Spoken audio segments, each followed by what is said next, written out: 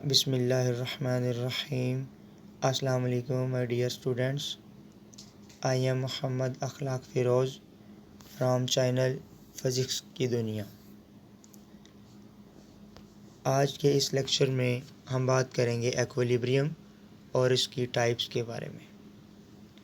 First we define equilibrium. पहले हम equilibrium की तारीफ़ करते हैं।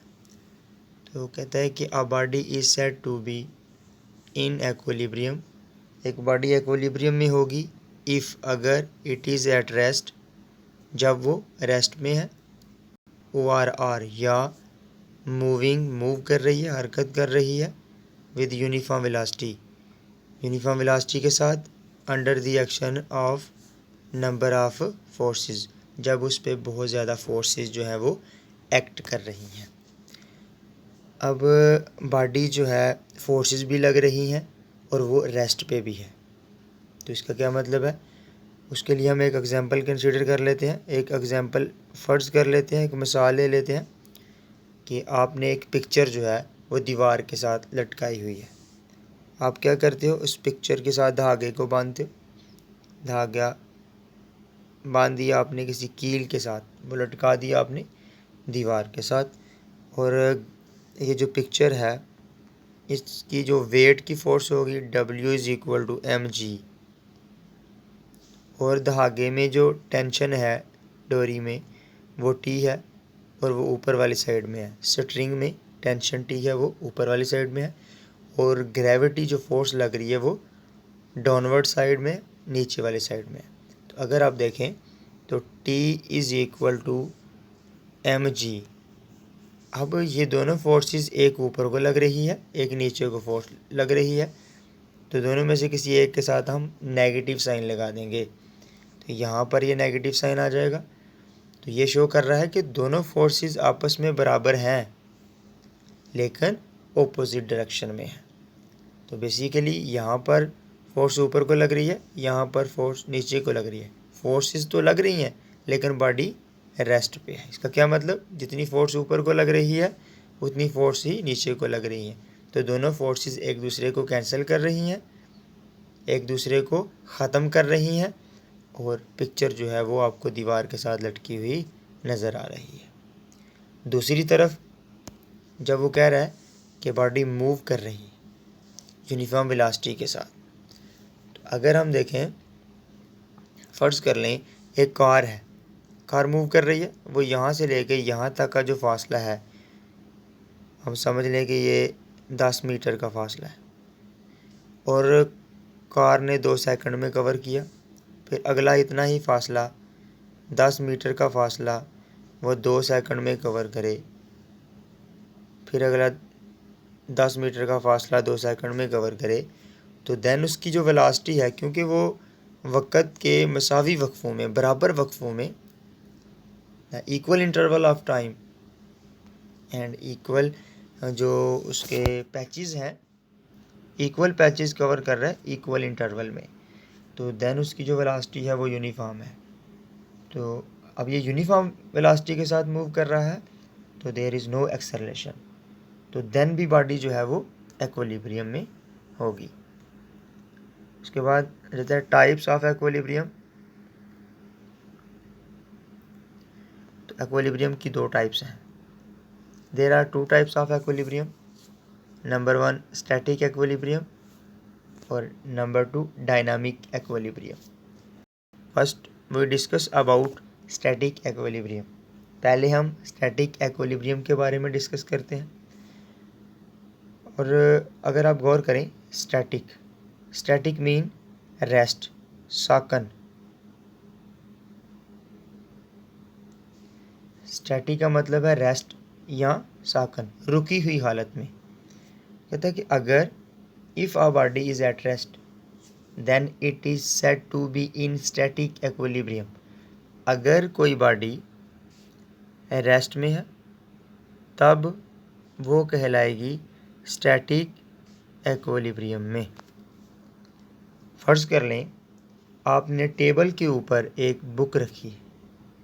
एग्जाम्पल के तौर में आपने टेबल के ऊपर एक बुक रखी है, तो वो रेस्ट की हालत में है, तो बेसिकली वो स्टैटिक इक्विलिब्रियम है। इससे पहले मैंने आपको एक एग्जांपल बताई है, पिक्चर आपने वॉल्स के साथ, दीवार के साथ लटका दी है, तो वो भी स्टैटिक इक्विलिब्रियम में है क्योंकि वो रेस्ट की हालत में है। आप किसी जगह पर खड़े हैं, आप हरकत नहीं कर रहे, तो आप भी स्टैटिक इक्विलिब्रियम में कहलाएंगे, स्टैटिक इक्विलिब्रियम में। तो this is definition of static equilibrium and this is example.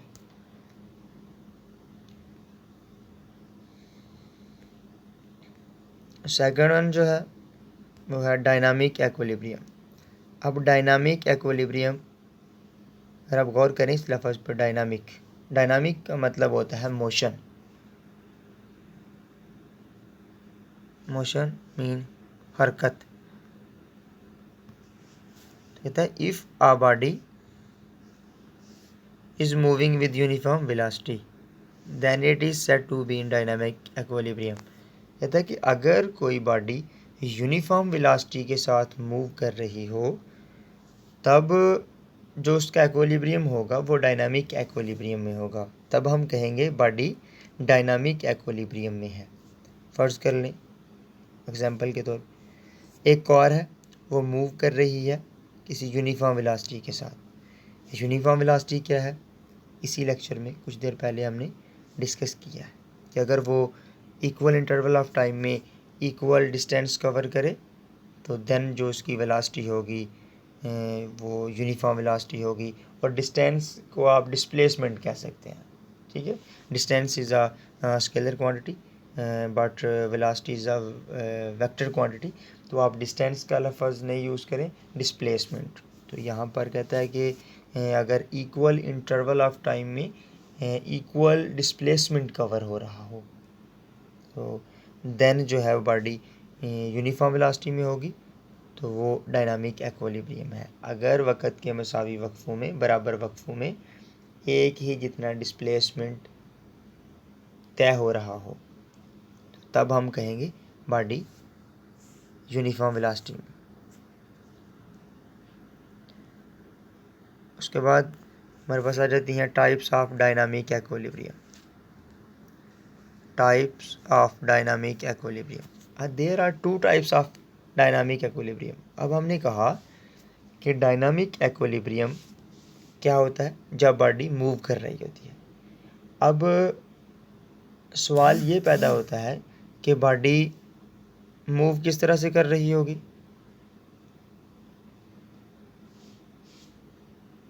अब वो देखते हैं हम।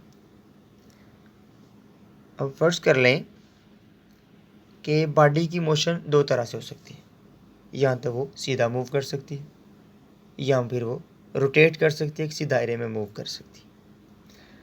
तो there are two types, number one translational equilibrium और number two rotational equilibrium. Rotational equilibrium, अब जब बॉडी घूम रही है, देन दो तरह की मोशन है, ट्रांसलेटरी मोशन हो सकती है और रोटेशनल मोशन भी हो सकती है। क्योंकि डायनामिक इक्विलिब्रियम में हम कहते हैं कि बॉडी रेस्ट मूव की हालत में हो, जब वो मूव कर रही है। अब वो दो तरह से मूव कर सकती है, ट्रांसलेशनल इक्विलिब्रियम मोशन में है, तो देन हम उसको कहेंगे कि वो ट्रांसलेशनल इक्विलिब्रियम में है। तो जब वो मूव कर रही है रोटेशनल मोशन में, देन हम कहेंगे रोटेशनल इक्विलिब्रियम में।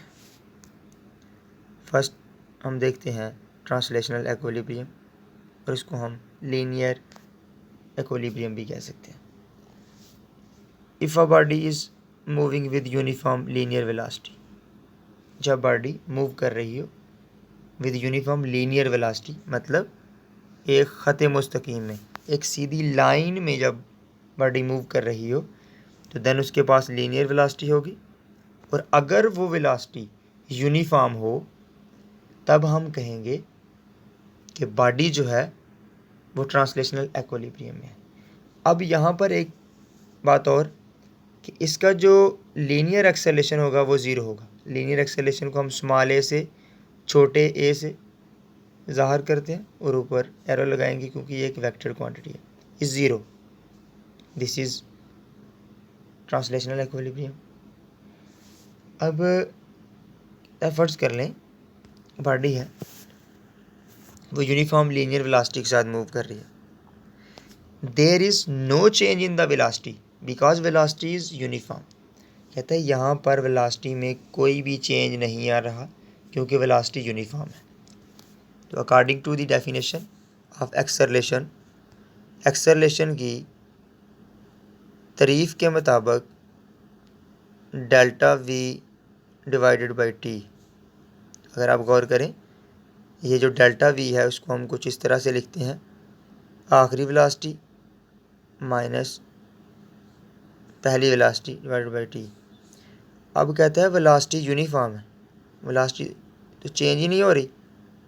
तो अगर वेलोसिटी चेंज नहीं हो रही इसका मतलब है पहली वेलोसिटी भी आप सपोज कर लें 20 मीटर पर सेकंड है, तो चेंज नहीं हो रही, तो बाद में भी 20 मीटर पर सेकंड रहेगी, 20 मीटर पर सेकंड ही रहेगी।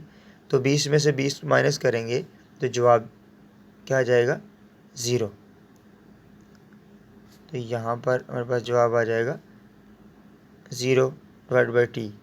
तो ऊपर 0 है, नीचे टी है, जवाब क्या आएगा, 0। इसका मतलब है एक्सेलरेशन की वैल्यू क्या आ गई, 0। अगर वेलोसिटी चेंज नहीं हो रही तो एक्सेलरेशन 0 है।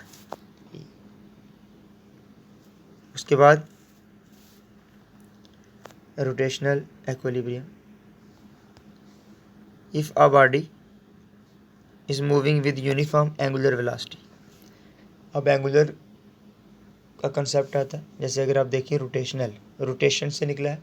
सपोज कर लें जो छत वाला पंखा है जब वो रोटेट करेगा देन उसके पास वेलोसिटी होगी, और वो वेलोसिटी कौन सी है, एंगुलर वेलोसिटी है।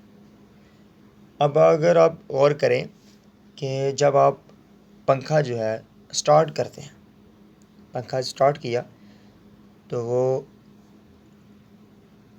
स्लोली जो अपनी स्पीड है वो बढ़ा रहा है, लेकिन एक ऐसा टाइम आता है जब वो एक ही वेलोसिटी के साथ रोटेट करता रहता है।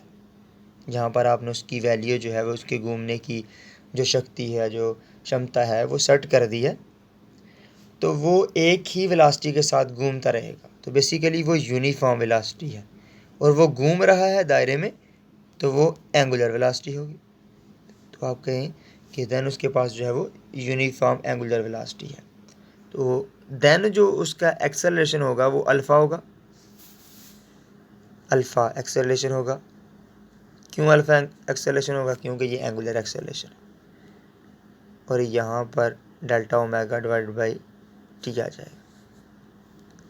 There is no change in the omega, final omega omega F minus omega I divide by T. तो जब ये दोनों बराबर हैं तो अगर सपोज कर लें वही जो एग्जांपल मैंने पहले दिया, ये भी 20 है, ये भी 20 है, 10-10 भी ले लें, कोई भी वैल्यू सेट कर लें जस्ट समझाने के लिए आपको, क्योंकि यहाँ पर कोई चेंज नहीं आ रहा, वेलोसिटी चेंज नहीं हो रही, तो इसका मतलब है एक्सेलरेशन 0 होगा। तो एंगुलर वेलोसिटी चेंज नहीं हो रही, यूनिफॉर्म है, तो देन जो एक्सेलरेशन होगा वो भी एंगुलर एक्सेलरेशन होगा और वो 0 है। तो इस वाली कंडीशन को हम कहेंगे रोटेशनल इक्विलिब्रियम। तब तक के लिए अपना ख्याल रखिएगा, मिलते हैं नेक्स्ट लेक्चर में। अल्लाह हाफिज़।